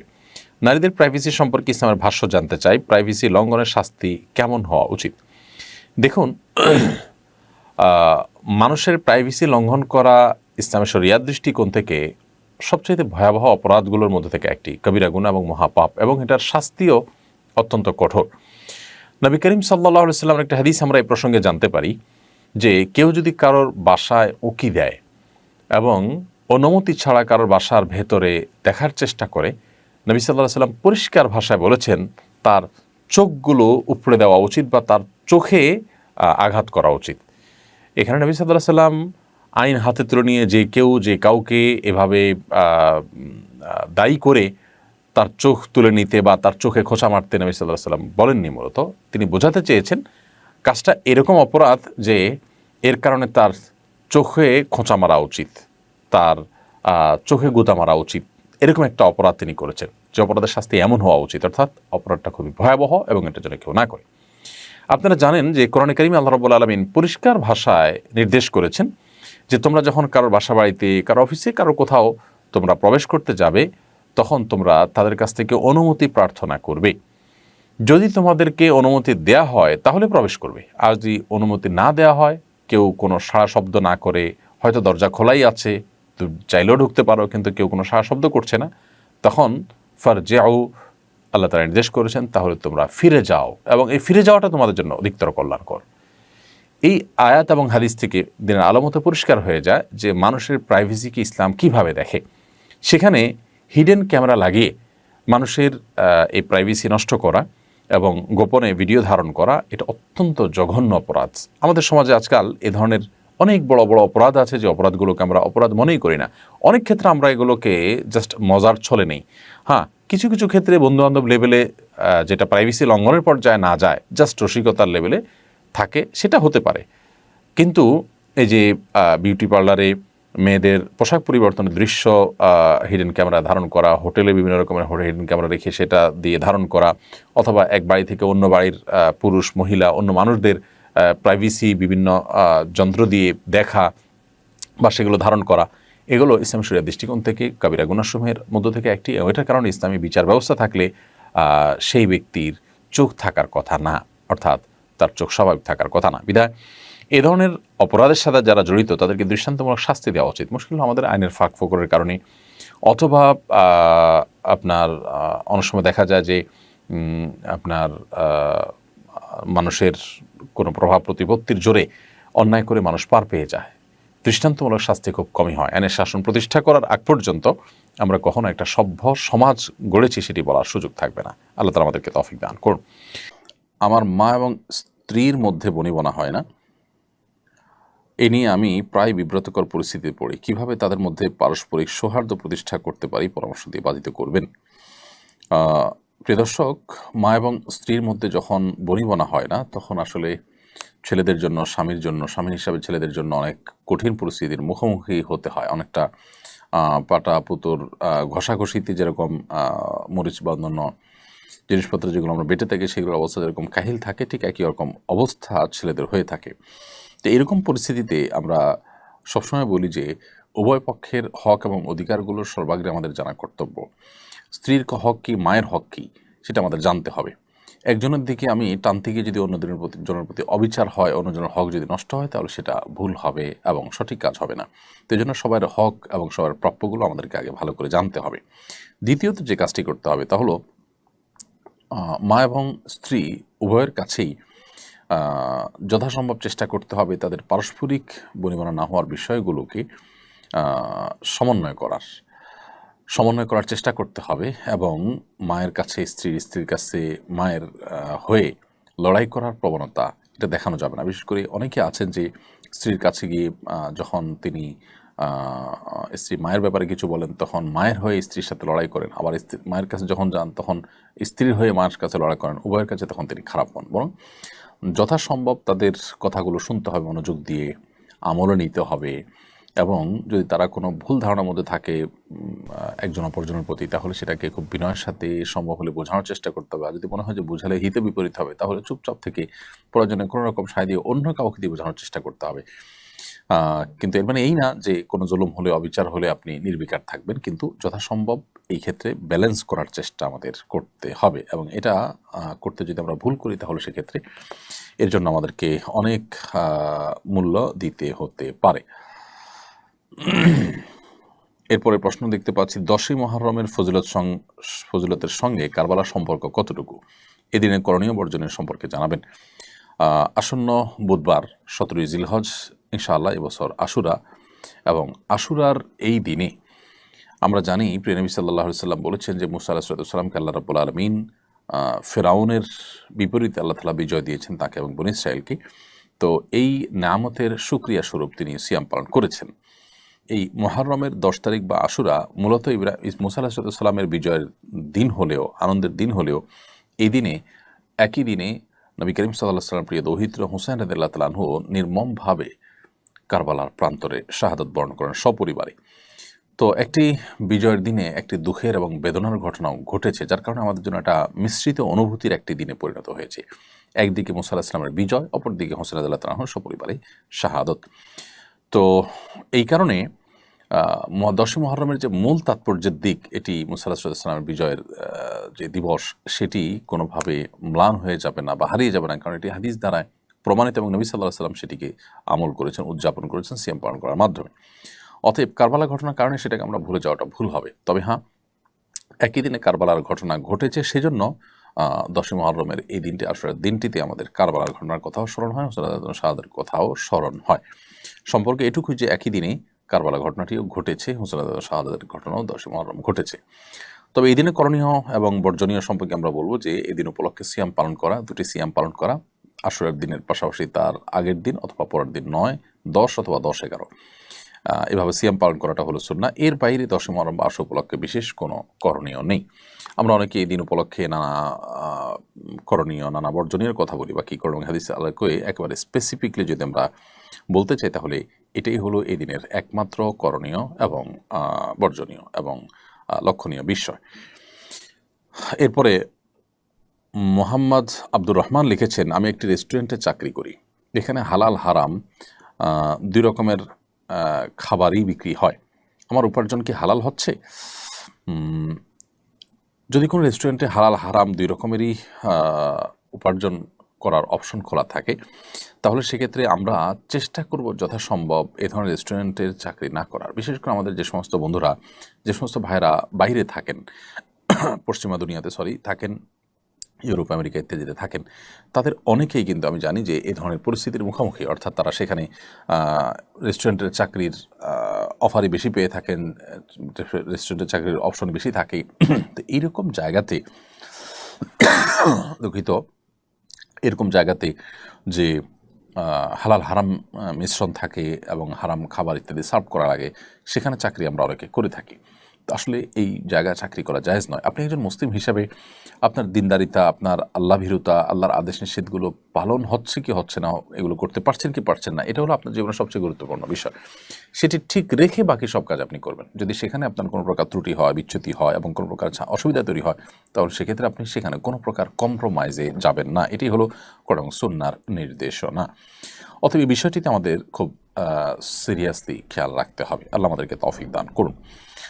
আর যদি হালাল হারাম 2 রকমের খাবার বিক্রি হয়, আপনি হারাম খাবারের কোনো হেল্প করতে হয় না, হালাল খাবার হেল্প করেন, হালাল খাবার সার্ভ করেন, হারামগুলো অন্য কেউ সার্ভ করে, এটা করতে ওকে বলে আপনি মানাতে পারেন এবং আপনি নিজে প্রত্যক্ষ পরোক্ষভাবে হারাম খাবার এর সাথে না জড়িয়ে থাকতে পারেন, তাহলে সেক্ষেত্রে এটি সুযোগ আছে। যদি আপনি এমন কোনো কাজ করেন সেখানে যে কাজে আসলে কোনো হারাম খাবারের সার্ভ করা বা তার আগায় দেওয়া বা রান্না করা বা ধোয়া বা কোনোভাবে সেটার সাথে জড়িত হওয়ার ব্যাপার না থাকে, তাহলে সেক্ষেত্রে আপনার চাকরি জায়েজ হতে পারে। কোনো দুর্নীতিবাজকে নামাজ পড়তে কিংবা হজ করতে দেখা যায়। তাদের দুর্নীতি ধরা পড়ার পর তাদের এই ধরনের ব্যক্তিগত ইবাদতের ছবি ভাইরাল হলে মানুষ তাদের এসব বাহ্যিক ধর্মপ্রচার নিয়ে কটু কথা বলে। বিষয়টি আপনি কিভাবে দেখেন? দেখুন, যারা দুর্নীতি করে এদের বেশিরভাগ মানুষই দেখবেন যে তারা নিজেদেরকে সেকুলার দাবি করেন, বিভিন্ন রাজনৈতিক দলের তারা কর্মী নিজেকে পরিচয় দেন। দেখা গেল যে রবীন্দ্র সঙ্গীত শিল্পী, তিনি সরকারি জমি দখল করে সঙ্গীত একাডেমি করেছেন, সমালোচনা হয়েছে। তো এই সময়টাতে রবীন্দ্র সঙ্গীত চর্চা নিয়ে তো সমালোচনা হয় না, বা তার দুর্নীতিবাজ ব্যক্তির সেকুলার মন মানসিকতা বা চিন্তাধারা নিয়ে তো সমালোচনা হয় না। ধর্ম নিয়ে সমালোচনাটা কেমন হয়? কারণ হলো আসলে ধর্ম বা ধর্মীয় লেবাস পোশাক যাদের থাকে, তারা সাধারণত অপরাধে জড়ায় না। তো তাদের যে ক্লিন ইমেজ আছে, এই ক্লিন ইমেজ যখন আপনার কোনোভাবে কেউ নষ্ট করার চেষ্টা করে, কোনো দুর্নীতিবাজ যখন সেটাকে ধারণ করে, তখন এটা চোখে পড়ে, যার কারণে এটা সমালোচনাটা বেশি হয়। এবং এই সমালোচনাটা যারা করে এর মধ্যে অনেক সেকুলার, অনেক ইসলাম বিদ্বেষীরা আছে। এই চান্সে তারা ইসলামের এক হাত নেওয়ার চেষ্টা করে এবং তারা রীতিমতো দাড়ি টুপিকে, ওই দুর্নীতিবাজদের দাড়ি টুপি দেখে দাড়ি টুপিকে তারা তাদের লেবাস ধারণ করা দেখে এই লেবাসকে তারা দোষারোপ করেন। এটা একেবারেই অজ্ঞানতা সুলভ কাজ। কারণ 10 টাকার নোট জাল হয় না, 1000 টাকার নোটের জাল হয়। কারণ 1000 নোটের মূল্য এবং ভ্যালু অনেক বেশি, 10 টাকার নোট তেমন কোনো মূল্য নেই। তো যার জাল হয় সে আসলে দোষী হয় না। 1000 টাকার নোটে কোনো দোষ থাকে না, বরং যে জাল করে দোষটা তারই হয়ে থাকে। বরং তার জাল করা দেখে 1000 টাকা নোটের মূল্য এবং মর্যাদা বোঝা যায়। ঠিক একইভাবে যে দুর্নীতিবাজ, সে যদি ধর্মীয় লেবাস ধারণ করে, তাহলে সে এই ধর্মীয় লেবাস ধারণ করে সে মূলত ধর্মীয় লেবাস, এটা যে অনেক মর্যাদার, এটা যে অনেক সম্মানের, এটা যে সততার প্রতীক, এটা সে বরং প্রমাণ করেছে। এবং এখানে দোষটা তার, লেবাসের এখানে কোনো দোষের বিষয় না, বরং এখান থেকে লেবাসের মর্যাদা আরও মাহাত্ম আরও বেশি ফুটে ওঠে। আমার বউ আমার সাথে খুব খারাপ ব্যবহার করে, তুই তুকারি করে, বাসায় চিল্লাচিল্লি করে, এতে আমার খুব কষ্ট হয়। আমার বউ এখানে উপস্থিত আছে, আমার বউকে কিছু নসিহত করুন প্লিজ। যে ভদ্রলোক প্রশ্নটি করেছেন, আমার মনে হয় যে আজকে বউকে তিনি ফুসলে ফাসলে আনছেন এই উদ্দেশ্যে, যাতে করে উনি ওনার দায়িত্বটা, ওনার কাজটা আমার হাতে তুলে দিলেন যে আমার স্ত্রীকে আপনি একটু নসিহত করে দেন। আমি এই জন্য বলি, এই প্রশ্নগুলো তো শুধু প্রশ্ন না, এগুলো কোনোটি আছে, এগুলো এক একটা আলপিন। অর্থাৎ আপনার কাউকে একটা খোঁচা দেওয়া দরকার, আপনি দিতে পারতেছেন না, আলপিনটা আমার হাতে দিয়ে বলেন আপনি একটু দেন, ব্যাপারটা সেরকম হয়ে গেছে। যাই হোক, প্রথম কথা হলো যে আমরা সবাই অন্যকে উপদেশ দিতে খুব পছন্দ করি, নিজে উপদেশ নিতে চাই না। আমার কাছে যখন প্রশ্ন আসে যে হুজুর আজকে একটু বলে যাবেন যে একজন স্ত্রীর প্রতি স্বামীর কি কি কর্তব্য আছে, তখন আমার বুঝতে বাকি থাকে না এটা কোনো মহিলার প্রশ্ন। তিনি তার স্বামী আজকে এখানে আছে, তাকে সাইজ করতে চান, এই জন্য তিনি এই প্রশ্নটি ছুড়ে দিয়েছেন। আমরা প্রত্যেকটা মানুষ, আমরা আরেকজনের হাদিসটা খোঁজাখুঁজি করি, আমি নিজের হাদিসটা আমি খুঁজি না। আজকে যদি একজন মানুষ বলতেন যে একজন আদর্শ স্বামীর কি কি গুণ থাকা উচিত, আমি একজন পুরুষ মানুষ, আমার এটা জানা দরকার, আমি আমার স্ত্রীর কোনো হক নষ্ট করছি না তো, এটা হতো সবচাইতে অ্যাপ্রিসিয়েট করার মতো প্রশ্ন। ঠিক একইভাবে কোন স্ত্রী যদি জানতে চাইতেন যে আমি কিভাবে একজন আদর্শ মুসলিম স্ত্রী হতে পারি, সেই গুণগুলো কি কি আছে যেগুলো আমাকে অর্জন করতে হবে, আপনি একটু বলে দেন, তাহলে সেটা হতো আদর্শ প্রশ্ন। নিজের পরিবারে কেউ ভুল পথে থাকলে প্রশ্নের মাধ্যমে তার সংশোধন কামনা করাটাকে আমি দোষের বলে মনে করছি না, কিন্তু এই প্রবণতা থাকা যে সব সময় আরেকজনকে সোজা করবো বাট আমি পুরোই বাঁকা থাকবো, এটা কখনো বুদ্ধিমান মানুষের কাজ হতে পারে না। তো যাই হোক, কোনো নারী, কোনো স্ত্রী তার স্বামীকে যদি তুই তোকারি সত্যিই করেন, এটা খুবই জঘন্য এবং অত্যন্ত ভয়াবহ একটা ব্যাপার, অত্যন্ত ভয়াবহ একটা ব্যাপার। এবং একসাথে থাকতে গেলে কিছুটা বাদানুবাদ, কিছুটা উচ্চবাচ্য হবেই, কিন্তু তাই বলে তুই তোকারি পর্যায়ে চলে যাওয়া, চিল্লাচিল্লি পর্যায়ে চলে যাওয়া, হাতাহাতির পর্যায়ে চলে যাওয়া, এটা খুবই ডেঞ্জারাস, খুবই ভয়াবহ। দেখুন, একজন স্ত্রী সামলানো কঠিন না একাধিক স্ত্রী সামলানো কঠিন? একাধিকটা কঠিন না? প্রিয়নবী সাল্লাল্লাহু আলাইহি সাল্লামের স্ত্রী কতজন ছিলেন? এতজন স্ত্রী থাকার পরও আল্লাহ নবী সাল্লাল্লাহু আলাইহি সাল্লাম জীবনে একবারের মতো তার কোন স্ত্রীদের সামনে চিল্লাচিল্লি করেছেন, গায়ে হাত দেওয়া তো পরের বিষয়, কখনো চিল্লাচিল্লি করেছেন নাউজুবিল্লাহ, এরকম একটি কথা কোনো জাল হাদিস দ্বারাও পাওয়া যায় না। তার মানে কি তাদের মধ্যে কিছু হয় নাই? বহু কিছু হয়েছে, এমন এমন জিনিস হয়েছে আমরা মনে করি যে কিছুই হয় নাই, বহু কিছু হয়েছে। হ্যাঁ, বহু কিছু বলতে আমরা যেগুলো মনে করি এরকম না, মানুষ হিসাবে তাদের মধ্যে অনেক কিছু হয়েছে। এক স্ত্রীর ঘর থেকে মধু খেয়ে এসছেন, হাফসা রাদিয়াল্লাহু তাআলা আনহা, আয়েশা রাদিয়াল্লাহু তাআলা আনহা দুজন সলা পরামর্শ করলেন যে ওনার বাসা যায় মধু খাইলো, সতীন হিসাবে একটা ঈর্ষা থাকে, তো আমরা ওনাকে আসলেই বলবো যে আপনার মুখ থেকে মাগাফিরের ফলের গন্ধ আসতেছে। ঠিক ওই প্ল্যান অনুযায়ী রাসূল আকরাম সাল্লাল্লাহু আলাইহি ওয়াসাল্লাম আসার পর বলতেছে, আপনি কি মাগাফির খাইছেন? মাগাফির গন্ধ আসতেছে কেন মুখ থেকে? রাসূল সাল্লাল্লাহু আলাইহি ওয়াসাল্লাম বলেন, না তো, মাগাফির তো খাই নাই, এটা খুব দুর্গন্ধ জাতীয় ফল, এটা তো খাই নাই। উনি আবার মুখে দুর্গন্ধটাকে খুব অপছন্দ করতেন, জিবরিল আসতো তার কাছে সবসময়। তো এবার ওনারা আবার আইডিয়া দিচ্ছেন যে আপনি মধু খাইছেন, মাগাফির খান নাই, হতে পারে পাখিয়ে ওই মাগাফির খেয়ে এসে মধুতে মুখ দিছে।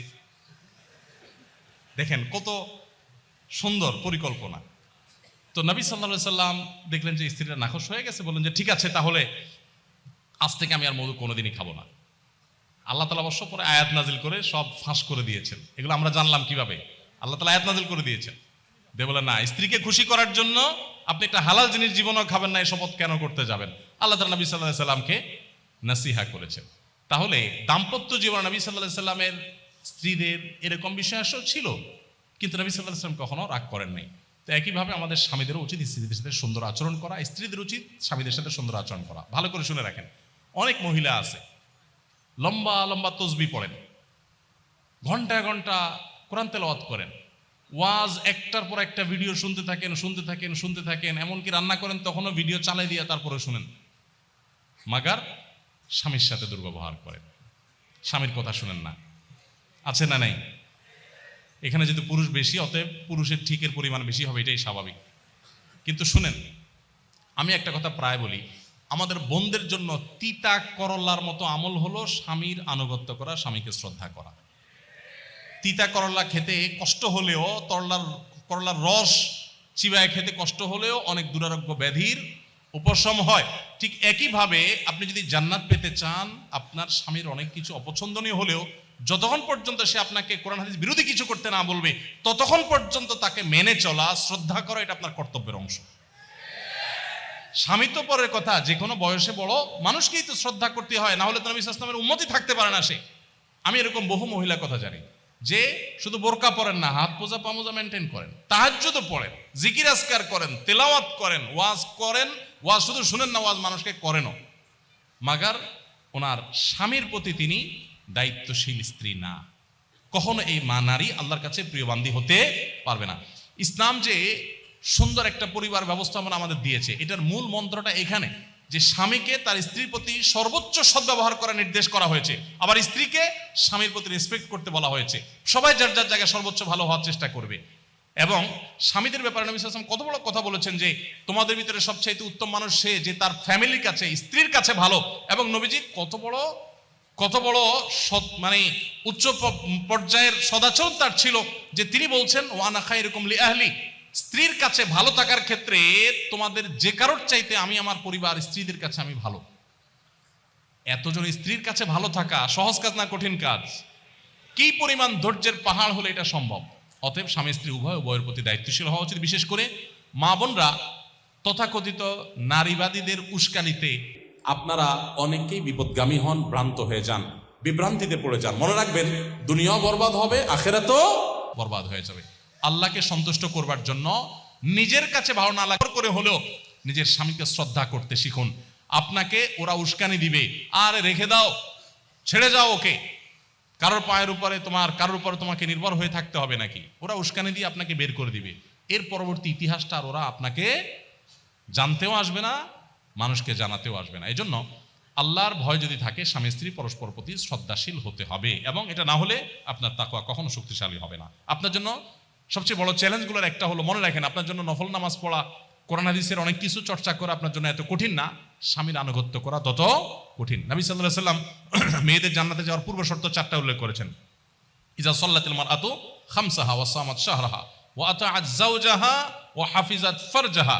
5 ওয়াক্ত নামাজ যখন নারীরা ঠিকমতো পড়বে, রমজান রোজাগুলো যখন ঠিকঠাক মতো রাখবে, এবং স্বামীর আনুগত্য, কথা মেনে চলবে, এবং নিজের ইজ্জত সম্ভ্রমকে হেফাজত করবে, এই 4টা কাজ যদি ঠিকমতো করে, সোশ্যাল মিডিয়াতে অ্যাক্টিভিটিসের মাধ্যমে বেপর্দা করে না, বাইরে বেপর্দা হয়ে যায় না, অন্য মানুষদের সাথে যোগাযোগ করে না, স্বামীর অন্যায় নির্দেশ যতক্ষণ না হয় ততক্ষণ পর্যন্ত তার আনুগত্য করে চলে, এগুলো যদি হয় তাহলে সেই ব্যক্তির জন্য জান্নাত অনেক সহজ। আমাদের মা বোনদেরকে আল্লাহ তাআলা আমলটা কঠিন হলেও করার তৌফিক দান করুন।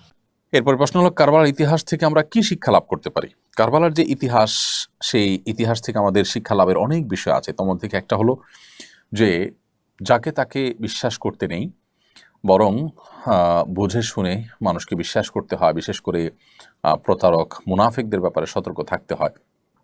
ইমানদার নেককার আল্লাহর প্রিয় বান্দারা মুনাফিকদের মুনাফিকিতে অনেক সময় বিভ্রান্ত হন, অনেক সময় ভুলের মধ্যে পা বাড়ান। এটা সরলতার কারণে, এটা ঈমানের কারণে। আল মুমিনু গীরুন কারীম, ঈমানদার তিনি কারোর তার সরলতার কারণে কেউ প্রতারণা করলে তার প্রতারণা তিনি অনেক সময় দেখা যায় প্রতারিত হয়ে পড়েন। তবে একই ঘটনায় বা একই ইস্যুতে বারবার তিনি প্রতারিত হবেন না, সেটাও নবী সাল্লাল্লাহু আলাইহি ওয়াসাল্লাম বলেছেন যে মুমিন এক গর্তে দুইবার পড়বে না। তো হুসাইন রাদিয়াল্লাহু তাআলা আনহুকে যারা ডেকে নিয়ে গিয়েছিল, পরে তারা তাদের প্রতিশ্রুতি রক্ষা করেনি, এখান থেকে আমরা শিখলাম বা আমাদের শিখার বিষয় আছে যে আসলে কেউ আমাদেরকে আপন বললেই আমরা সবসময় আপন হিসাবে তাদেরকে গ্রহণ করব না। আবার সবচেয়ে বড় শিক্ষার বিষয় হলো যে তিনি অন্যায়ের সাথে কোনো আপোষ করেননি। তিনি যদি আপোষ করতেন তাহলে হয়তো তার এই পরিণতি হতো না। তো এখান থেকে জুলুম, অন্যায় এবং অনাচারের বিরুদ্ধে নিজেদের অবস্থানকে সুদৃঢ় এবং শক্ত রাখার শিক্ষাটা হলো কারবালার সবচেয়ে বড় শিক্ষা। আল্লাহ তাআলা আমাদের সবাইকে এই শিক্ষাগুলো, আরও যে শিক্ষাগুলো আছে সেগুলো অর্জন করার, সেগুলো আমাদের জীবনে ধারণ করার তৌফিক দান করুন। সেই সাথে হোসেন রাদিয়াল্লাহু তাআলা সহ সপরিবারে সেখানে যারা শাহাদাত বরণ করেছেন, শাহাদাতের উচ্চ মাকাম তাদেরকে দান করুন। তাদেরকে যারা নির্মমভাবে খুন করেছে, শহীদ করেছে, সেই পাপিষ্ঠদেরকে আল্লাহ তাআলা উপযুক্ত প্রাপ্য বুঝিয়ে দিন। এরপরে প্রশ্ন হলো, জেনারেল লাইন থেকে দায়ী হওয়ার উপায় কি? জেনারেল লাইন থেকে দায়ী হওয়ার, আল্লাহর পথের আহ্বানকারী হওয়ার সবচেয়ে বড় উপায় বা মাধ্যম হলো যে আপনি যেটাই জেনেছেন, শিখেছেন ইসলামের সৌন্দর্য বা এমন কোনো বিষয় যেটা ইসলামের ব্যাপারে মানুষকে মোটিভেটেড করে, এরকম বিষয় আপনি যেটি জেনেছেন সেটা অন্যের কাছে পৌঁছে দিবেন। কোনো সুসংবাদ জেনেছেন সেটা পৌঁছে দিবেন, কোনো সতর্কীকরণের বিষয় জানতে পেরেছেন সেটা আরেকজনের কাছে পৌঁছে দিবেন। এটি হবে আপনার দাওয়ার মাধ্যম। এর বাইরে আপনার মাসলা মাসাইল বিষয় বা আকীদাগত বিষয় বা ইসলামের সুখ্যাত সূক্ষ্ম বিষয় যেগুলো আসলে স্কলারদের কাজ বা এই সাবজেক্টের এক্সপার্টদের কাজ, সেটা আমরা সাধারণ ভাইরা করতে যাব না। এক্ষেত্রে মাত্রা জ্ঞানটা অনেকটা গুরুত্বপূর্ণ। আমাদের জেনারেল লাইন থেকে যারা দাওয়াতের কাজে আসেন, অনেকে আছেন যে এখানে এসে তারা মাত্রা জ্ঞান হারিয়ে ফেলেন এবং যেটা তার সাবজেক্ট না সেই সাবজেক্ট তিনি কথা বলেন, যেটা তিনি বলতে পারেন না সেই কথা তিনি বলে ফেলেন। এটা যেন না হয়। আমরা যতটুকু জানবো ততটুকু প্রচার শুরু করব। আর এর বাইরে বেসিক ইসলামের বেসিক বিষয়গুলো আমাদের শেখা দরকার। সেটার জন্য বিভিন্ন কোর্স করা যেতে পারে, বিভিন্ন বই পুস্তক পড়ে শেষ করা যেতে পারে, যাতে করে ইসলাম সম্পর্কে বেসিক ধারণা আমাদের হয়ে যায়। দাওয়ার মূলনীতিগুলো আমরা শিখে নিয়ে তারপরে দাওয়াতি কাজ আমরা করতে পারি ইনশাআল্লাহ তাআলা। এরপরে প্রশ্ন হলো, আমাদের ইউটিউব চ্যানেল থেকে একজন প্রশ্ন করেছেন, মেয়ের বয়স 12 বছর, তবে বালেগ হওয়ার অন্য লক্ষণ তথা শারীরিক পরিবর্তন দেখা গেলেও পিরিয়ড হয়নি, তার ক্ষেত্রে শরীয়তের বিধান প্রযোজ্য হবে কিনা? দেখুন, ছেলে বা মেয়ে উভয়ের প্রাপ্তবয়স্ক হওয়ার ক্ষেত্রে মূলনীতি হলো যে শারীরিক কাঠামোতে বালেগ হওয়ার যে আলামতগুলো আছে সেগুলো বা লক্ষণগুলো আছে সেগুলো দেখা গেলে তারা প্রাপ্তবয়স্ক হিসেবে বিবেচিত হবেন, তাদের বয়স যাই হোক না কেন। নানা কারণে, বিশেষ করে সেক্সুয়াল বিষয়গুলোতে যে আপনার পশ্চিমা পৃথিবীর যে বিশেষ এজেন্ডা আছে, আমাদের দেশের এনজিওগুলো যে এজেন্ডা আছে, এগুলোর কারণে মেয়েরা এখন অনেক আগে থেকে তারা প্রাপ্তবয়স্ক হয়ে যাচ্ছে।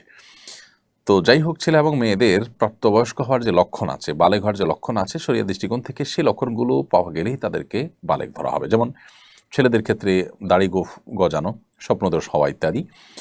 মেয়েদের ক্ষেত্রে আপনার পিরিয়ড বা মাসিক শুরু হওয়া, অথবা আপনার স্বপ্নদোষ হওয়া, কিংবা শরীরের কাঠামোতে প্রাপ্তবয়স্ক নারীর মতো পরিবর্তন আসা, এর কোনোটি আসলেই কিন্তু তিনি প্রাপ্তবয়স্ক হিসেবে বিবেচিত হবেন। এর বাইরে যদি এই আলামতগুলো, চিহ্নগুলো, লক্ষণগুলো দেখা না যায় অথচ তার বয়স 15 হয়ে যায়, তাহলে সেক্ষেত্রে তিনি অবশ্যই বালেগ হয়ে যাবেন। তো লক্ষণ পাওয়া গেলেই তিনি প্রাপ্তবয়স্ক হবেন। বয়স 12 কি 11 সেটা বিবেচ্য নয়। লক্ষণ যদি পাওয়া না যায় তাহলে সর্বশেষ সীমানা হলো 15 বছর। নীলপরি আইডি থেকে আপনি লিখেছেন, আমার স্বামী তাস খেলে, টাকা বাজি ধরে না, কিন্তু পরাজিতরা বিজয়ীদেরকে প্রতিবার ফ্রিতে চা ও সিগারেট খাওয়াতে হয়, এটা কি জুয়া খেলা বলে গণ্য হবে? টাকা না নিলেও এই যে যারা পরাজিত হচ্ছে তারা বিজয়ীদেরকে আপনার চা খাওয়াচ্ছে, সিগারেট খাওয়াচ্ছে, এটা তো একটা বিনিময়, যার কারণে এটাও হারাম হবে এবং জুয়ার অন্তর্ভুক্ত হবে। টাকাটা নেওয়া যাবে না, অন্য কিছু নেওয়া যাবে, ব্যাপারটা সেরকম না। আর দ্বিতীয়ত হলো, এখানে সিগারেট খাওয়ানো হচ্ছে, সেটা তো আরেকটা গুনাহ, ডাবল গুনাহ হচ্ছে সেখানে। আর তৃতীয়ত হলো, এই খেলাটাই শরিয়া দৃষ্টিকোণ থেকে নাজায়েজ, অর্থাৎ এখানে কয়েকটা বিষয় একসাথে জড়িত। অতএব আমরা তো অনুরোধ করব আপনাকে যে আপনার স্বামীকে আপনি এই খেলা থেকে ফিরে আনার চেষ্টা করবেন। যারা এই খেলায় আসক্ত হয়ে যায় তারা সাধারণত ফিরে আসতে পারে না বা কঠিন হয় তাদের জন্য। বিকল্প কোনো বিনোদনের বা ভালো সময় কাটাবার কোনো উপায় তার জন্য আপনি আবিষ্কার করতে পারেন, খুঁজে দেখতে পারেন, এবং আল্লাহ তাআলার কাছে দোয়া করার পাশাপাশি তাকে আপনার সর্বশক্তি দিয়ে, আপনার সকল আবেগ, ভালোবাসা সব কিছু দিয়ে তাকে এই পথ থেকে ফেরাবার চেষ্টা করবেন। প্রশ্ন ফাঁসে জড়িত এক ব্যক্তির টাকা সম্পর্কে জিজ্ঞাসা করলে তিনি বলেন, আমি প্রশ্ন ফাঁসের মাধ্যমে অর্জিত সব টাকা আল্লাহর রাস্তায় খরচ করেছি। দুর্নীতির মাধ্যমে অর্জিত অর্থ আল্লাহর রাস্তায় ব্যয় করলে কি আসলে মাপ পাওয়া যাবে? না ভাই, আমাদের দেশে কালো টাকা সাদা করা যায়, অর্থাৎ অবৈধভাবে উপার্জন করেছেন কেউ, কিছু ট্যাক্স দিয়ে দিলে সবগুলো সাদা হয়ে যায়। এটা দেখে আমরা অনেকে মনে করি যে ধর্মীয় ক্ষেত্রেও বোধহয় আমরা কোনো অন্যায় উপার্জন করে, হারাম উপার্জন করে কিছু টাকা দান সাদাকা করে দিলে বোধহয় বাকিগুলা হালাল হয়ে যাবে। ব্যাপারটা সেরকম না। হারাম উপার্জন করলে আপনি এই টাকা যাদের থেকে উপার্জন করেছেন, কারোর হক নষ্ট করেছেন, তাহলে তারটা তাকে ফেরত দিতে হবে, সম্পূর্ণ দান করে দিতে হবে যদি তাকে ফেরত দেওয়ার সুযোগ না থাকে। এরপর আল্লাহ তাআলার কাছে মাপ চাইতে হবে। কিন্তু আপনি কিছু টাকা দান সদকা করে দিয়ে বাকিগুলো হালাল হয়ে যাবে মনে করলে সেটি আপনার ভুল ছাড়া আর কিছু নয়। এরকম ধারণা অনেকেই করছেন। অতএব তাদের সেই ধারণা থেকে বেরিয়ে আসতে হবে এবং হারাম উপার্জন থেকে তাদেরকে দূরে থাকতে হবে। আল্লাহ তাআলা আমাদেরকে তৌফিক দান করুন। পাঠাও, উবার ও এ জাতীয় রাইড শেয়ারিং অ্যাপসের মাধ্যমে রাইডারের সঙ্গে যোগাযোগ হবার পর অনেক সময় রাইডার রাইড ক্যান্সেল করে একই ভাড়ায় অ্যাপ ছাড়া যাওয়ার প্রস্তাব দেন। এতে অ্যাপ কর্তৃপক্ষের নির্ধারিত হিস্সা থেকে বঞ্চিত করা হয়। এমন প্রস্তাব গ্রহণ করা যাত্রীদের জন্য উচিত কিনা? না, কোনো অবস্থাতে উচিত নয়। বিষয়ে আমরা এর আগেও প্রশ্ন উত্তর দিয়েছি। এটা এক ধরনের অন্যায় এবং এক ধরনের গুনাহের কাজ। কারণ যেই অ্যাপের মাধ্যমে রাইডার প্যাসেঞ্জারকে পেলেন, সেই অ্যাপ ডেভেলপ করেছেন, সেটা ম্যানেজমেন্ট করছেন, সেটা রিপেয়ার করছেন।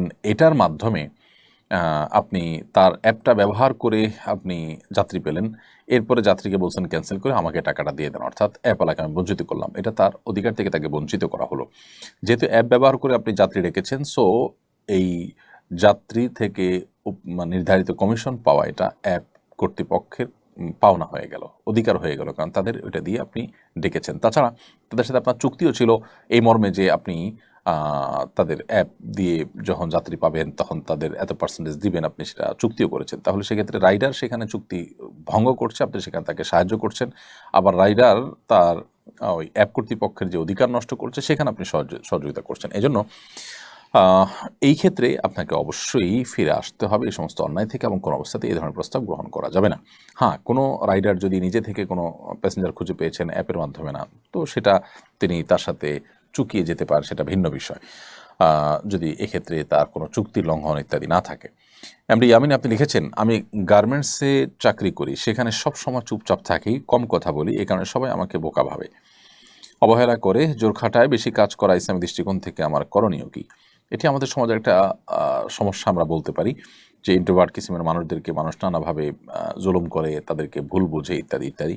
তো এইরকম পরিস্থিতিতে আমরা সবরের কথা বলবো আপনাকে। আল্লাহর জন্য সবর করুন, ধৈর্য ধারণ করুন এবং যথাসম্ভব চেষ্টা করুন নিজের অবস্থানটাকে পরিষ্কার করার জন্য, অর্থাৎ আপনি যে দুর্বল নন সেটি তাদেরকে বোঝাবার চেষ্টা করুন।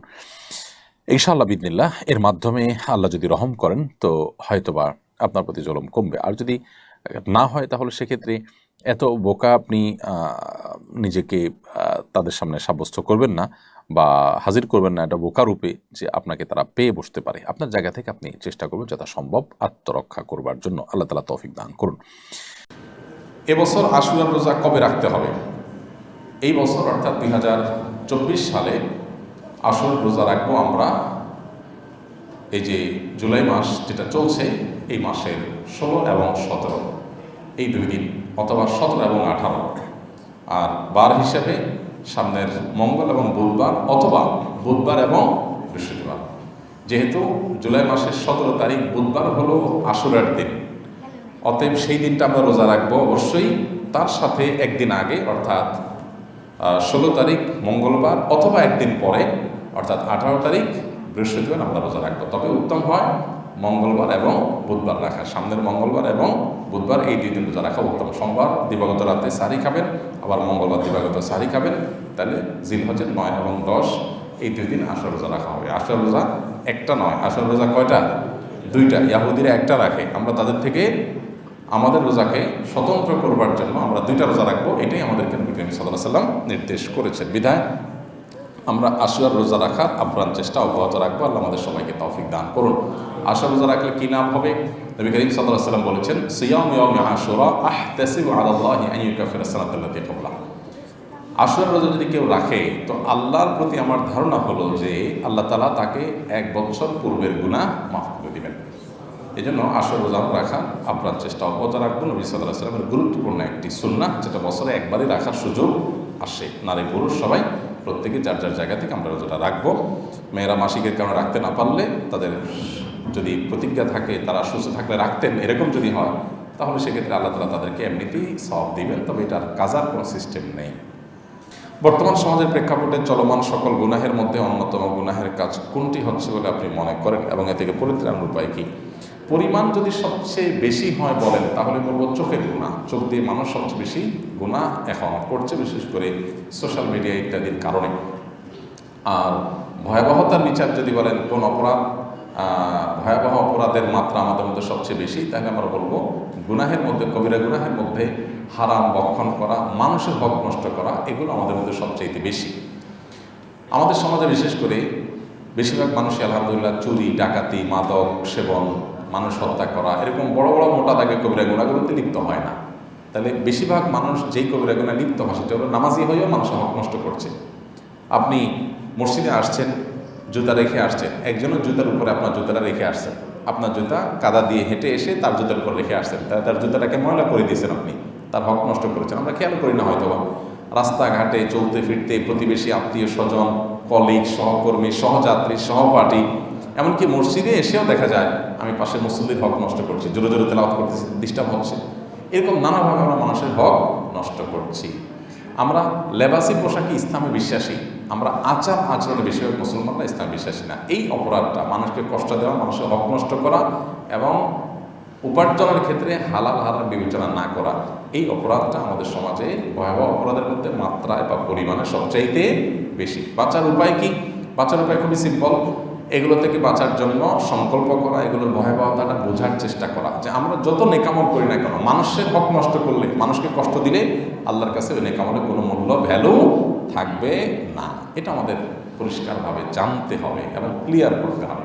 আল্লাহ তাআলা আমাদেরকে বোঝার তৌফিক দান করুন। আমাদের সমাজে বেশিরভাগ মুসলমানদেরই ধারণা হলো যে আমরা নামাজ কালাম পড়লাম, রোজা রাখলাম, বাস আমার হয়ে গেল। আল্লাহ নারাজ হোক, বান্দা নারাজ হোক, মানুষের ক্ষতি হোক, জমি জমা, আপনার উপার্জন, তারপরে যায় চাকরি বাকরির ক্ষেত্রে সুদ ঘুষ, এগুলোর বাজ বিচার আমি করলাম না, যা খুশিটা করলাম। এই জন্য দেখবেন যত দুর্নীতিবাজ ধরা পড়ে, যদিও বেশিরভাগই আপনার দাড়ি ছাড়া, টুপি ছাড়া, ইসলামিক পোশাক ছাড়া, কিন্তু কিছু কিছু আছে দাড়ি, টুপি, ইসলামিক পোশাক সহই ধরা পড়ে।